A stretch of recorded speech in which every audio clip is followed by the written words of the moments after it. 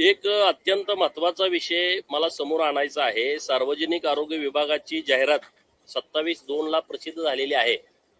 गट अ चे अधिकारी भरण्याच्या संदर्भातले महाराष्ट्र वैद्यकीय व आरोग्य सेवा गट अ या संवर्गातील वैद्यकीय अधिकारी S20 या पदावर सरळ सेवेने भरती करण्यासाठी जाहिरात सार्वजनिक आरोग्य विभागाने दिलेली आहे।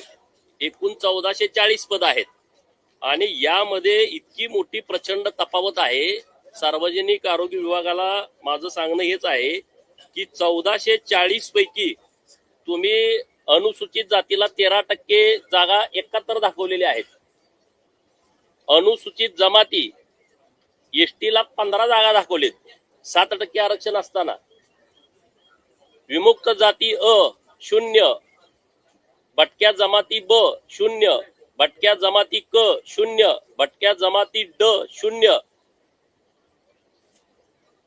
विमुक्तांचा मागास प्रवर्ग 2% आरक्षण 54, इतर मागास वर्ग 148, इतर मागास वर्गाचं आरक्षण 19% आणि जागा दाखवल्यात 148।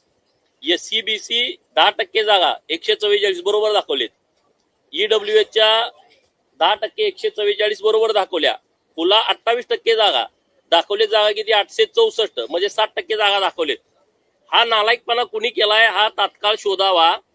बिंदू नामावली पूर्ण तपासणी केल्याशिवाय रोस्टर व्यवस्थित असल्याशिवाय ही जाहिरात देता कामा नये। अशा पद्धतीचा जो चुकीचा अन्याय या सगळ्या इतर मागास जातीवरती होतोय, SC ST VJNT या सर्व जमातीवरती मोठ्या प्रमाणात अन्याय आहे। 0 जागा दाखवली। मला मागच्या जाहिराती दाखवा, कुठल्या कशाच्या आधारे तुम्ही ही जाहिरात काढलेली आहे याची शहनिशा झाल्याशिवाय ही भरती करता कामा नये। ही भरती अन्यायकारक आहे।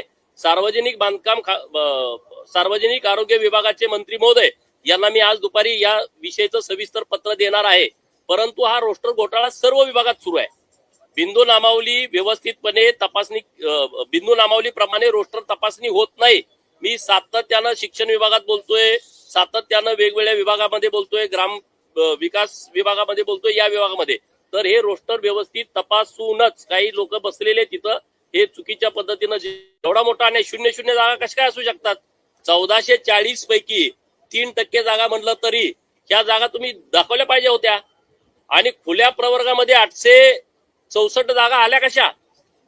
काय प्रकार आहे हा? हा प्रकार समोर आल्याच्या शिवाय ही भरती करू नये, अन्यथा याविषयी आम्हाला योग्य भरती प्रक्रिया आहे 1400 जणांची।